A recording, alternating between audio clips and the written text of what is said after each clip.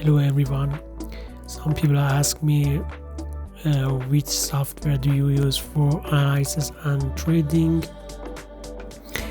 Well, I use three, and it's at first MetaTrader for why MetaTrader? Because it's very simple and it had some tools for analysis. Other software is Dynamic Trader. It's from Dynamic Trader Group. You can buy it. It's very useful and it's perfect for Elliott wave. And finally, it's a TradingView website.